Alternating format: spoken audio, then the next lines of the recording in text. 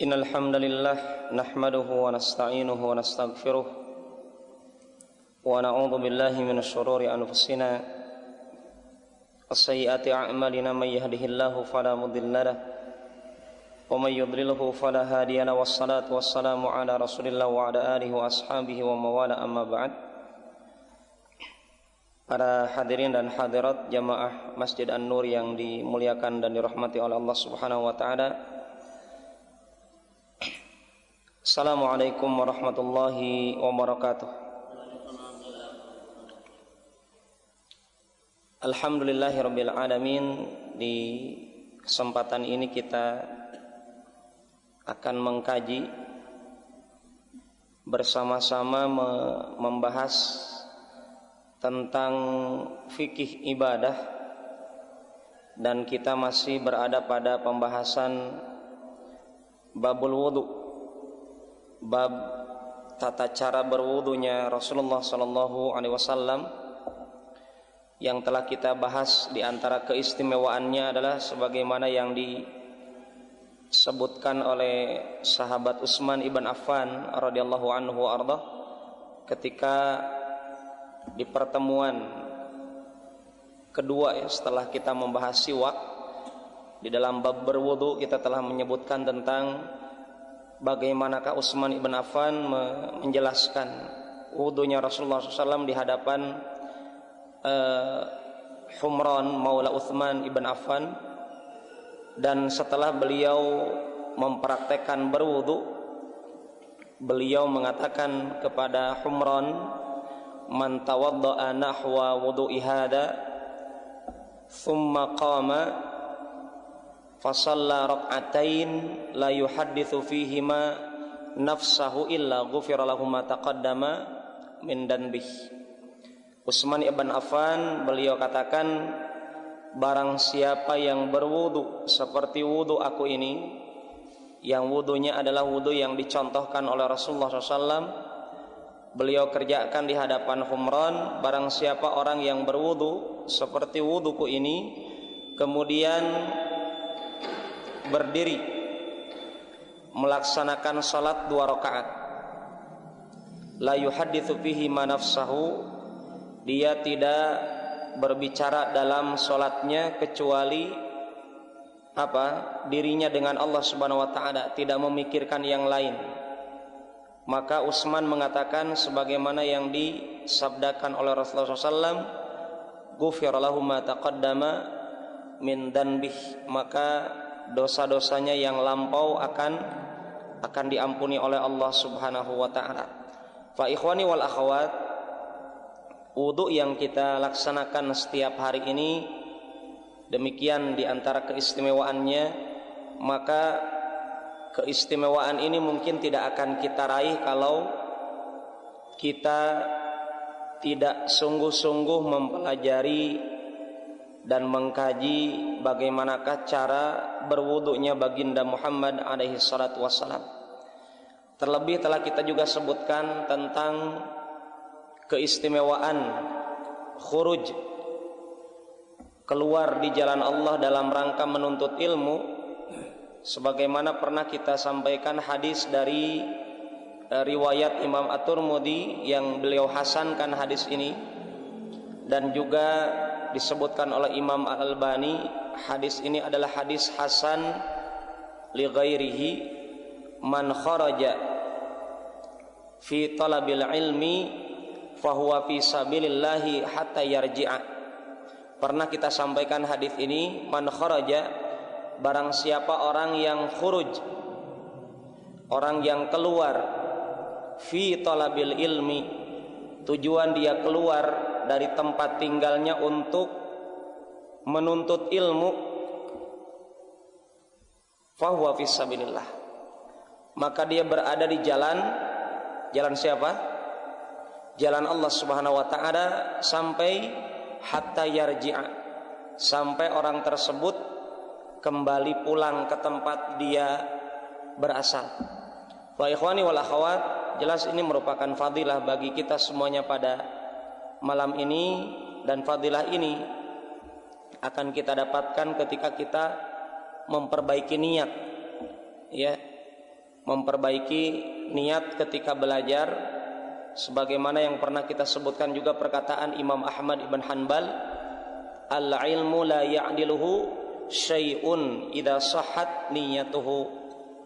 Ilmu itu apa kalau istilah kita, singa ada lawan. Ilmu itu tiada bandingnya. La ya'diluhu syai', tidak ada yang bisa menandingi ilmu. Kapan itu terjadi? Idza sahhat niyatuhu, kalau niatnya adalah benar. Kan ada orang niat belajar hanya apa? Tidak ada niat kecuali dalam rangka ngisi waktu kosong saja. Ya. Maka mari kita pelajari perkataan Imam Ahmad ini, ya Aba Abdillah kaifa takunu niyyah shalihah. Maka murid-murid Imam Ahmad mengatakan, bertanya kepada beliau, wahai Abu Abdillah. Imam Ahmad beliau punya nama putranya Abdillah, maka dinamakan Abu Abdillah.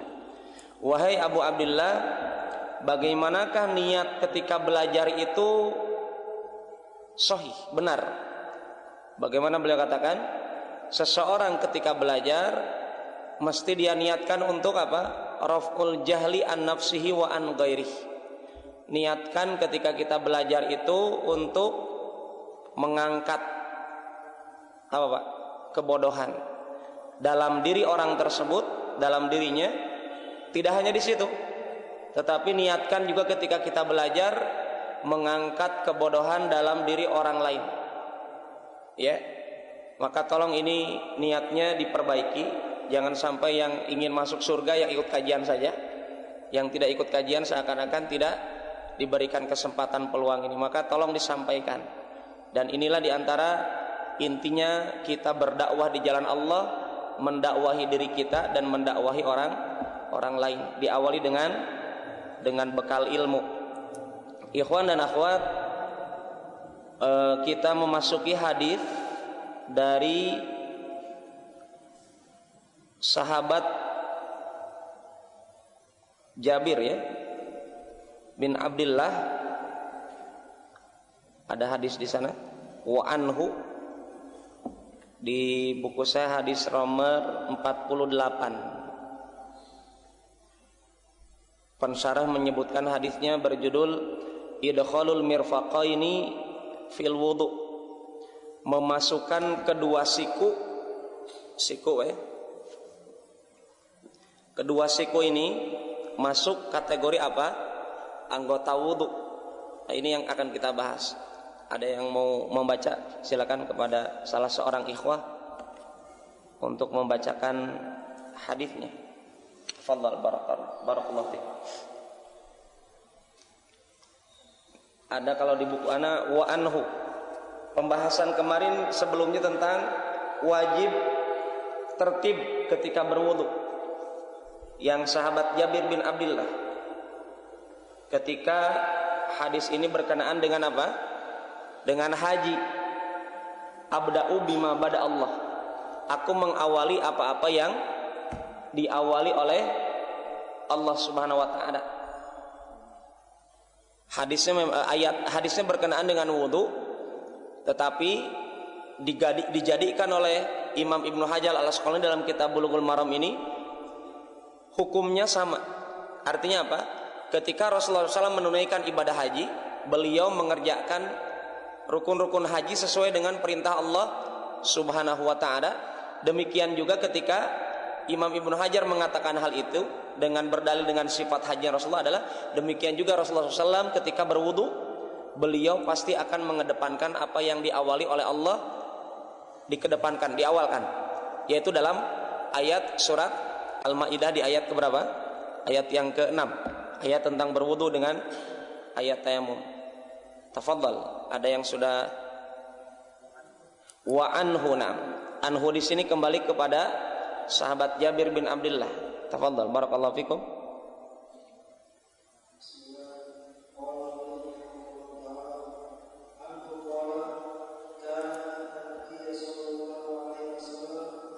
Sallallahu alaihi wasallam.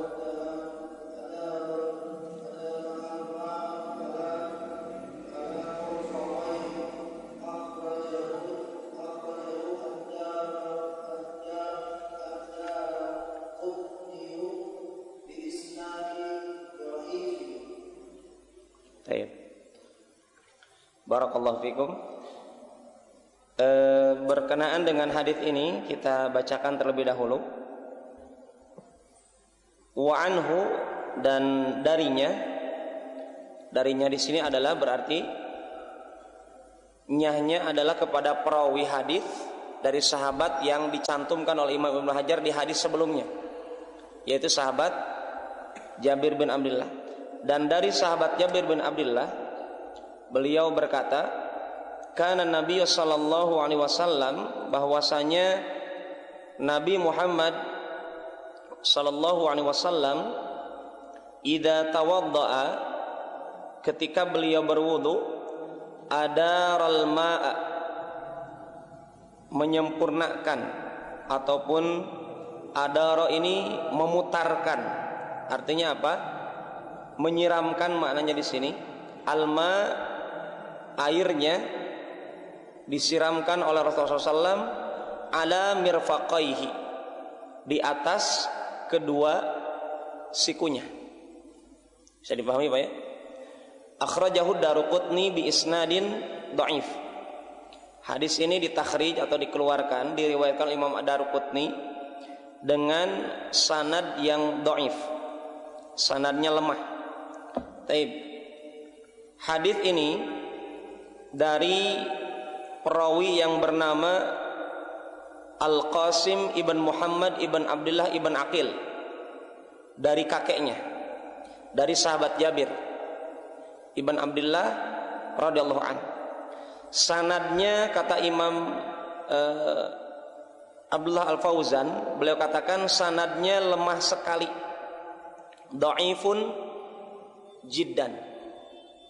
Dan kita mesti mengingat ikhwan, hadis lemah sekali ini tidak bisa dipakai untuk apa?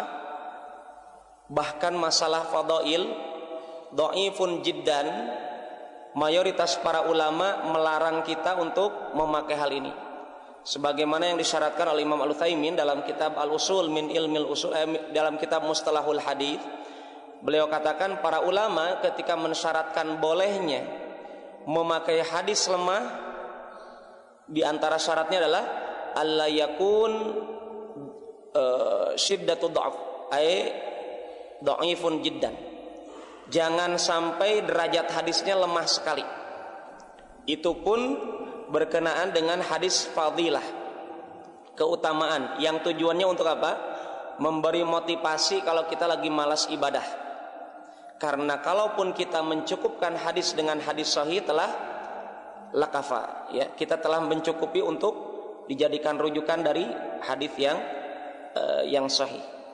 Nah, di sini Imam Al-Hafidz Ibnu Hajar Al-Asqalani beliau katakan, kenapa dikatakan lemah? Dikarenakan ada orang yang bernama Al-Qasim ibn Muhammad ibn Abdullah ibn Aqil tadi.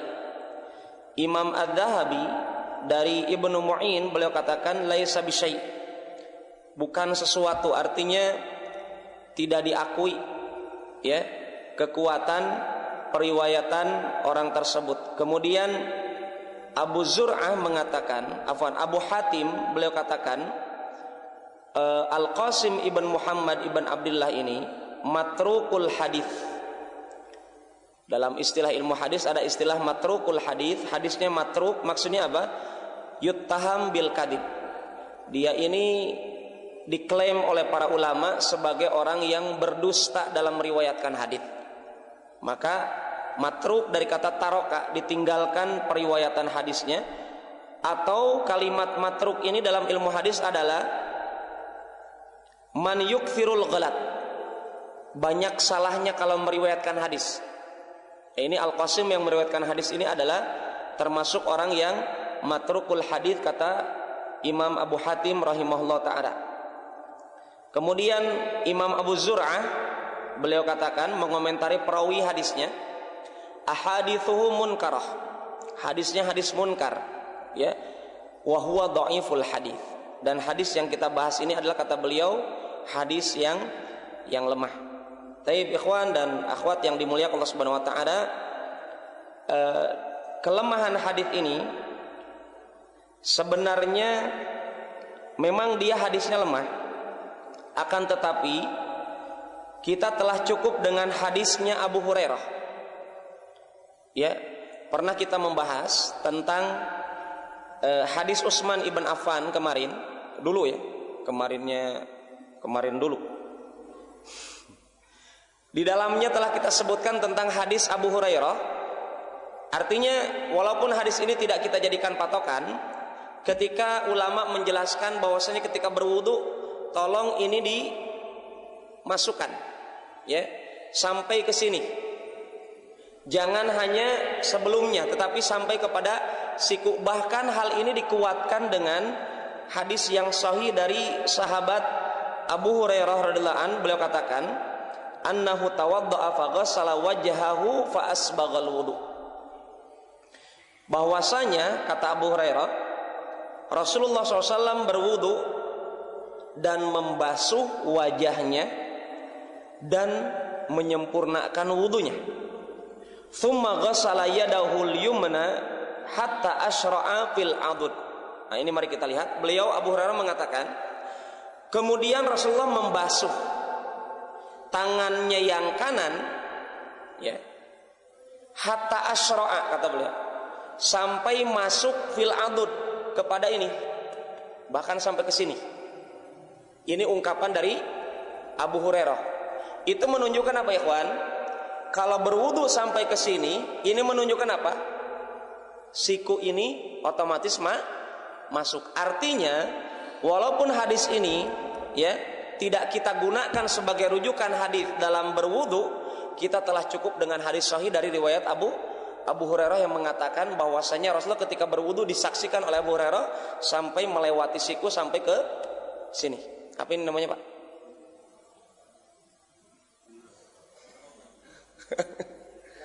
Apa ini namanya?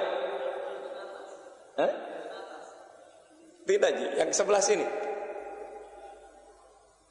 Ini apa? Kalau dari sini sampai sini kan satu hasta. Kalau ini apa ini? Siku ini. Kalau ininya apa, Pak? Silakan antum kembali lagi pelajaran bahasa Indonesia. Ya, yang jelas ya, Abu Hurairah beliau sebutkan sampai ke sini. Beliau menyaksikan Rasulullah SAW ke sini. Artinya dengan hadis ini kita jadikan patokan bahwasanya yang diperbuat oleh Abu Hurairah itu tidak keluar dengan apa yang disaksikan oleh beliau di hadapan disaksikan Rasulullah SAW oleh Abu Hurairah. Demikian juga tidak keluar dari makna ayat dalam Al-Quran. Allah sebutkan tentang tangan apa, Ivan? Faghsilu wujuhakum wa aydiyakum ilal marafiq. Faghsilu, basuhlah wajah kalian dan tangan kalian ila sampai ke siku. Maksudnya ila di sini jumhur mengatakan ma'a, beserta sikunya diambil. Ya, jadi ila di sini adalah artinya ma'a. Kenapa diartikan ma'a? Karena ayat Al-Quran dijelaskan oleh hadis Rasulullah SAW ketika beliau berwudu disaksikan oleh Abu Hurairah apa? Sampai ke lebih daripada siku. Artinya kalimat ila itu bukan hanya titiknya sampai siku atau sebelum siku sedikit, tetapi sampai ke siku adalah sampai melewati sikunya. Jadi ini hadis yang kita bahas pada kesempatan kali ini sebenarnya telah kita sebutkan dalam pertemuan yang sudah lama. Semoga ilmunya tidak mengendap. Ya. Tayyib. Kemudian mungkin dilanjutkan tentang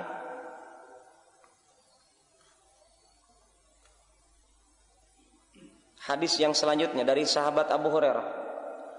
Man yaqra tafadhal. Baik.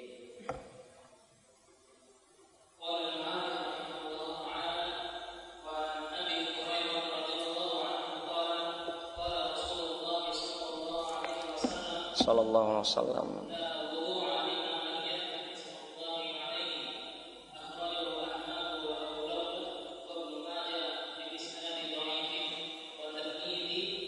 Walid Tirmidzi Baik.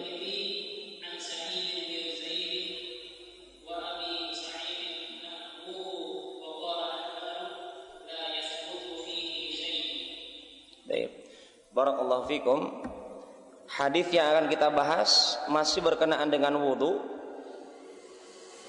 Pensyarah hadis ini beliau sebutkan judulnya adalah hukmut tasmiyati fil wudu. Hukum membaca tasmiyah. Apa tasmiyah? Ismullah, menyebutkan nama Allah, bismillah. Hukum membaca bismillah ketika berwudu. An Abi Hurairah radhiyallahu anhu qala, dari Abu Hurairah radhiyallahu anhu beliau berkata, qala Rasulullah sallallahu alaihi wasallam, telah bersabda utusan Allah Muhammad sallallahu alaihi wasallam, la wudu'a, tidak ada wudu. Ya. Tidak ada wudu artinya apa? Peniadaan. Ya. Seperti antum mengatakan la ilaha, tidak ada sesembahan. Ya. Tidak ada wudu liman lam yadhkurismallahi alaihi, bagi orang yang tidak berzikir dengan nama Allah atas wudu tersebut. Jadi bayang kalau secara letterlek, ya, dari nas hadis ini menunjukkan apa? Orang ketika berwudu tidak membaca bismillah, wudunya mesti diulang. Maka mari kita lihat derajat hadisnya dulu, ya. Kita ingat dengan perkataan 4 imam madhab, mereka sepakat mengatakan kalimat apa, ikhwan? Idza shahhal haditsu fahuwa madhhabi. Salah satunya perkataan Imam Asy-Syafi'i rahimahullah taala, kalau hadisnya sahih itu madhab saya, beliau katakan, ya. Dan beliau katakan apa? Dan aku tinggalkan perkataanku darbal haid, diremehkan seperti dilemparkan ke tembok begitu, dipukulkan begitu, diremehkan. Kenapa? Ketika ada hadis yang sahih. Nah, mari kita lihat di sini. Hadis ini diriwayatkan Imam Ahmad, Abu Dawud, Ibnu Majah dengan sanad yang lemah. Kedua, Walid Tirmidzi, dan diriwayatkan Imam At-Tirmidzi dari Sa'id ibn Zaid. Sa'id ibn Zaid pernah kita sebutkan dalam khutbah Jumat, beliau termasuk apa? Orang yang sahabat yang dijamin masuk surga, ya. Dan beliau orang yang pertama-tama masuk Islam. Buktinya apa? Beliau lebih awal masuk Islam daripada Umar bin Khattab. Kita tahu Sa'id ibn Zaid ini yang ditampar Umar, ya, adik iparnya Umar ibn Khattab radhiyallahu an. Jadi adik ipar sama kakak iparnya itu sama-sama dijamin masuk surga, ya. Beliau ini adalah suaminya Fatimah bintil Khattab, ya. Fatimah bintil Khattab saudarinya Umar ibn Khattab radhiyallahu anhu warda. Beliau seorang sahabat yang mengikuti seluruh peperangan kecuali perang Badar, karena beliau bukan tidak mau ikut perang, tetapi beliau sedang berada di negeri Syam, ya. Demikian juga perang-perang setelahnya beliau ikuti. Di antara ulama yang ataupun sahabat yang paling mulia, di antara sahabat-sahabat yang istimewa sebagaimana diakui oleh para ulama. Ikhwani wal akhwat yang dimuliakan Allah Subhanahu wa taala, hadis pertama dari sahabat Abu Hurairah ini dilemahkan oleh para ulama sanadnya. Apa itu sanad, Pak? Ingat dalam ilmu hadis ada istilah sanad, ada istilah matan. Sanad itu adalah para perawi yang nanti sahabat sampai kepada Rasulullah, itu adalah sanad. Diistilahkan oleh para ulama, sanad itu adalah syajaratur ruwat. Syajarah apa syajarah? Pohon perawi. Karena para perawi itu seperti pohon bercabang, ya. Maka dikatakan syajaratur ruwat. Itu adalah sanad hadis ini. Kita tidak mengatakan lemahnya Abu Hurairah. Bisa dipahami, ikhwan? Kalau kita dapatkan di buku-buku kontemporer saat ini, para ulama memudahkan para pembaca apa? Kalau kita baca hadis langsung terkadang kita baca apa? sabda Nabi. Ya. Ada juga yang terkadang mengatakan sahabat Rasulullah disebutkan namanya seperti di sini Abu Hurairah radhiyallahu anhu, kemudian sahabat Rasulullah mengatakan Rasulullah SAW bersabda. Tapi jarang sekali kita dapatkan buku-buku saat ini yang menyebutkan siapa sebelum sahabat Abu Hurairah. Bisa dipahami, kan? Nah, disitulah siapa orang.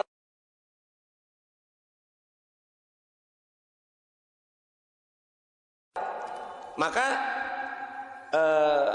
Syekh ataupun Muhammad ibn Sirin rahimahullah ta'ala, beliau katakan ketika banyak munculnya aliran-aliran sesat seperti Syiah, Mu'tazilah, Khawarij dan seterusnya di zaman beliau, ketika ada orang-orang yang membawa hadis Nabi, Muhammad ibn Sirin tidak langsung menerima. Bukan berarti benci kepada hadis, tetapi banyaknya orang memalsukan hadis, termasuk orang Syiah. Ya, termasuk orang Syiah. Maka Muhammad ibn Sirin mengatakan apa? Sammu rijalakum. Sebentar, saya tidak langsung bisa menerima hadis yang kalian bawa. Tapi kata Imam Ibn Sirin mengatakan, beliau katakan apa? Sebutkan dulu nama-nama perawinya sebelum Rasulullah siapa?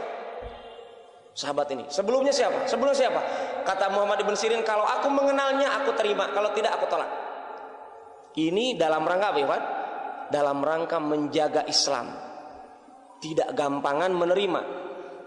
Artinya ini menunjukkan Syekh Muhammad ibn Sirin, beliau ini mengingatkan kepada kita untuk tidak gampangan menerima hadis. Apalagi antum, apalagi kita.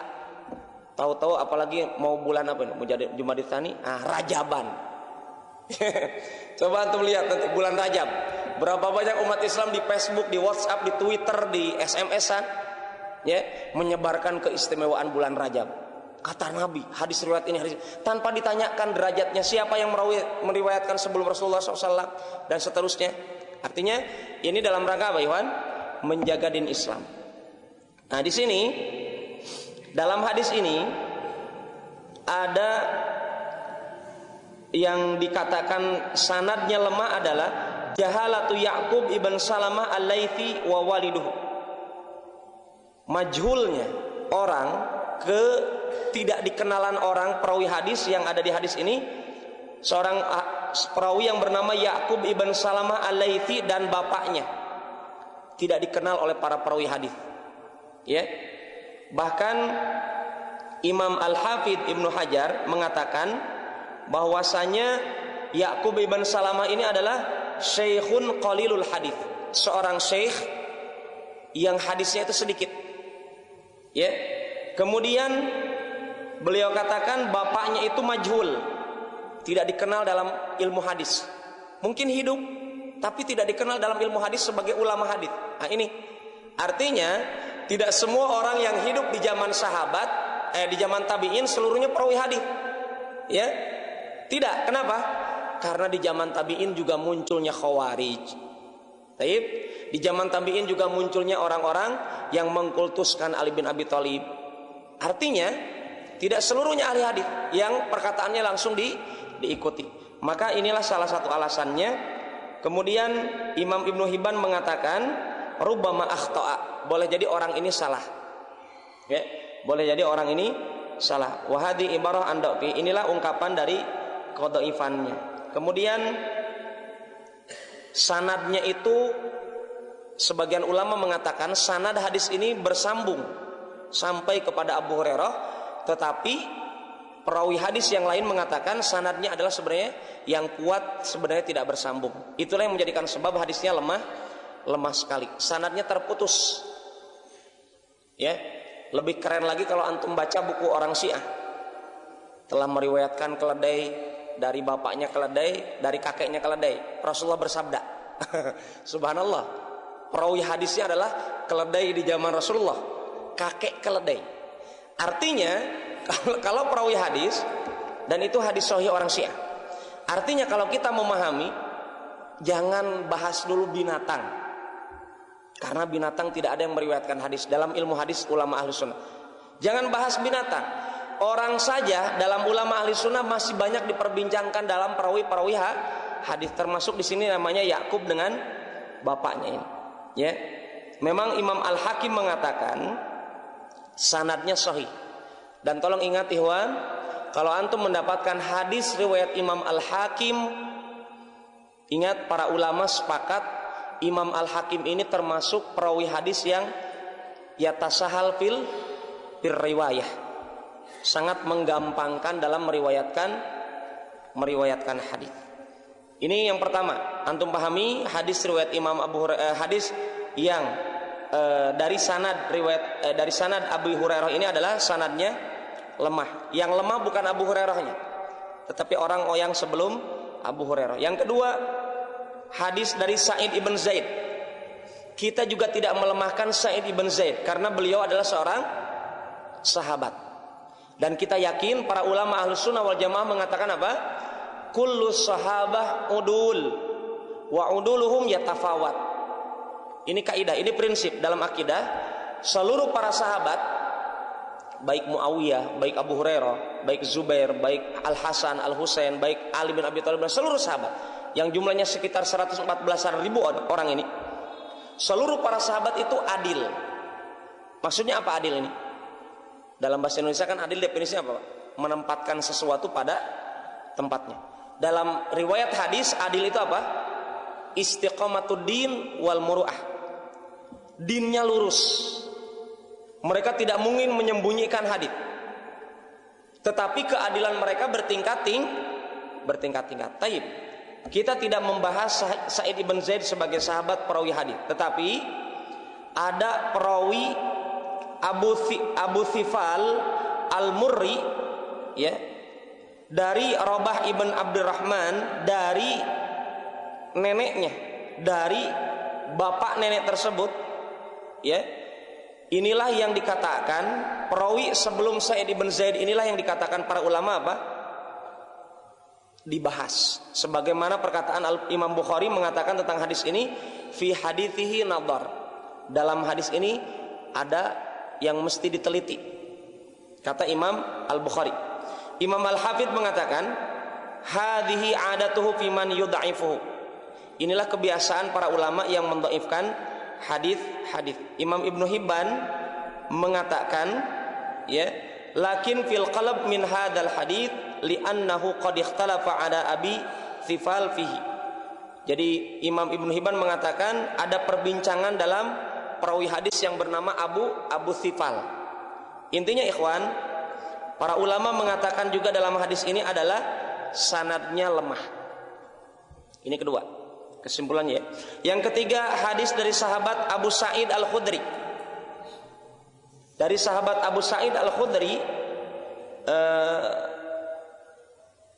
disebutkan hadisnya, derajat hadisnya kata Imam At-Tirmidzi sanadnya soleh, artinya sanadnya benar, artinya bisa dijadikan hujjah. Ini dari riwayat Abu Sa'id Al-Khudri.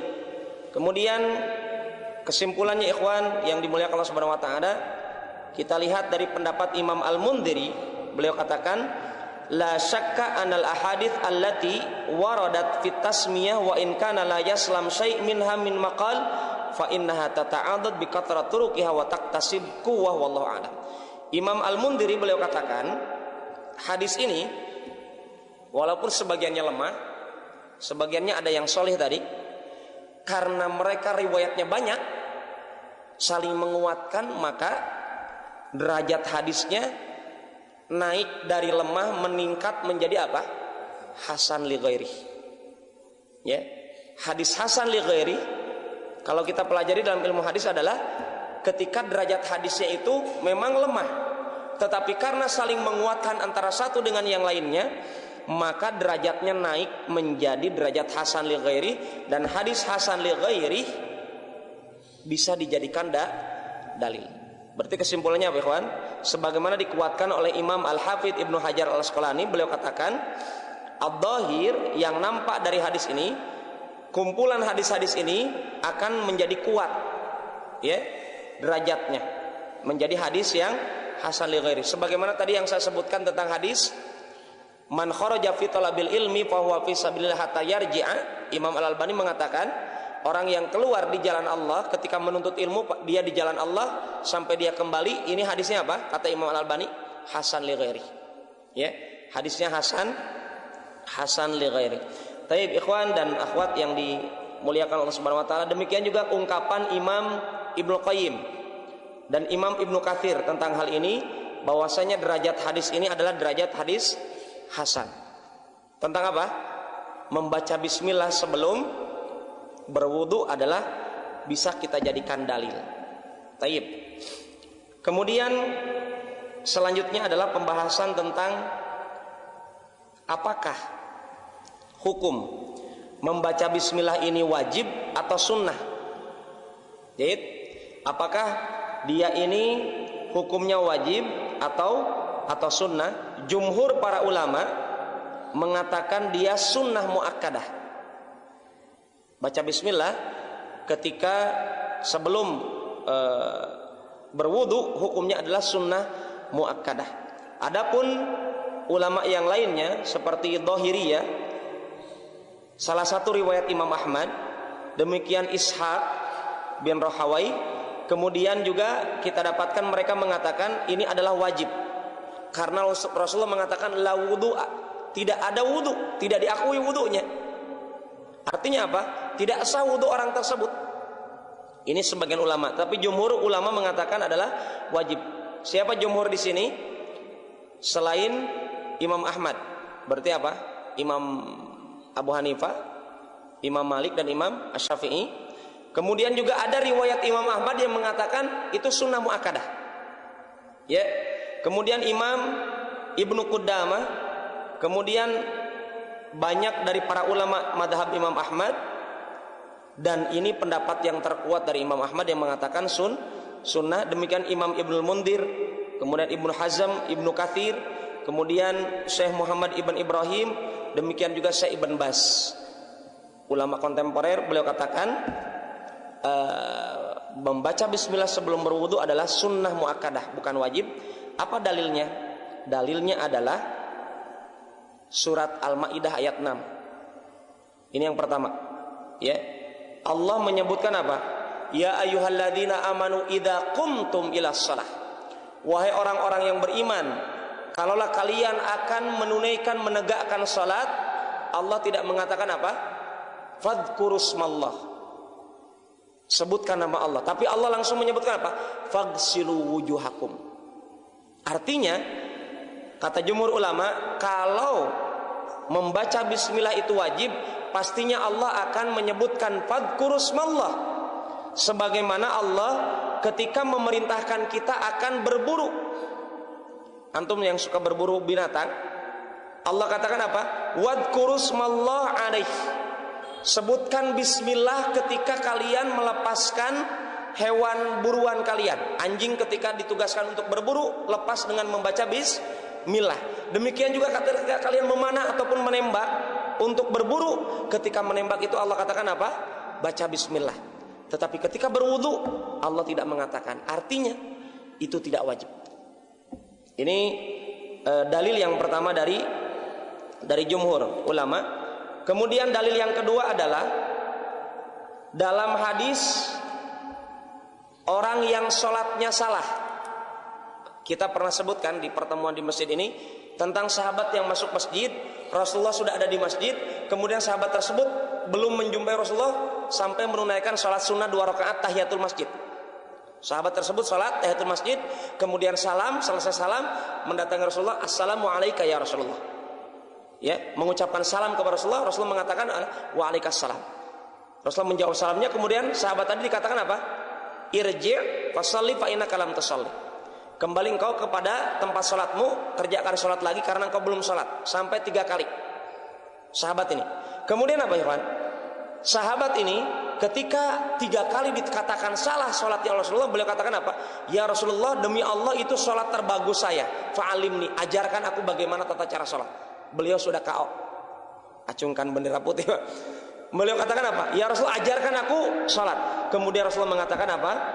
Dalam hal ini beliau katakan, sebelum beliau mempraktekkan tata cara sholat, artinya menyebutkan bagaimana gerakan-gerakan sholat, Rasulullah mengatakan apa?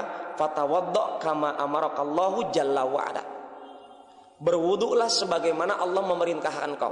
Rasulullah tidak mengatakan apa? Baca bismillah sebelum berwudu. Tidak ada dalam kalimat itu. Kemudian Selanjutnya, antum sebutkan kemarin, kita pelajari bagaimana Utsman bin Affan menyebutkan wudunya Rasulullah, bagaimana Ali bin Abi Thalib, bagaimana Abu Hurairah, bagaimana sahabat-sahabat yang lain mencipati bagaimana sifat wudunya Rasulullah, tapi tidak menyebutkan bacaan bismillah. Ini menunjukkan apa, kawan? Para sahabat tidak mungkin menutupi ilmu. Para sahabat tidak mungkin menyembunyikan ilmu, apalagi ini yang wajib.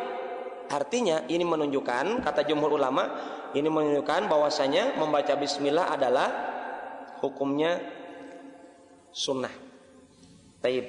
Demikian ikhwan dan akhwat yang dimuliakan Allah Subhanahu wa taala. Dan hadis yang kita bahas di sini kan hasan li ghairih. Ini satu lagi dalam ilmu hadis. Hadis ini berkaitan dengan bacaan bismillah. Derajat hadisnya yang paling kuat adalah hasan li ghairih, bukan hadis sahih. Dan kita telah sebutkan hadis Utsman hadis sahih, ya, hadis Abu Hurairah hadis sahih. Dan dalam kaidah ilmu hadis disebutkan apa? Idza ta'aradal hasan was sahih quddimas sahih. Ini jumhur ulama. Dalilnya lagi yang lain dalam ilmu hadis, kalau ada hadis hasan dan ada hadis sahih, kemudian sama-sama hadisnya berkaitan tentang suatu hukum, ketika bertentangan hukumnya apa? Maka kedepankan dulu hadis yang sahih. Artinya hadis yang berkaitan dengan bacaan bismillah itu adalah hadis berwudu, tapi derajat hadisnya adalah hasan li ghairi. Dan hadis yang berkaitan dengan tidak ada ucapan bismillah dalam berwudu, hadisnya hadis-hadis yang banyak berkaitan dengan hadis sahih. Maka dari sini kita giring hukumnya adalah sunnah muakkadah tentang bismillah, karena dalam hadis sahih berwudu tidak disebutkan bacaan bismillah yang ada dalam hadis yang hasan. Demikian pembahasan kita pada malam hari ini, semoga bermanfaat dan bisa dipahami perbedaan pendapat dari para ulama ini, sehingga bisa kita menjadikan sarana mendewasakan ketika menyikapi perbedaan pendapat dalam ilmu fikih ini. Wallahu ta'ala alam bissawab. Aqulu qouli hadza subhanakallahumma rabbana bihamdik asyhadu an la ilaha illa anta astaghfiruka wa atubu ilaik. Wa akhiru da'wana anil hamdulillahi rabbil alamin. Assalamualaikum warahmatullahi wabarakatuh.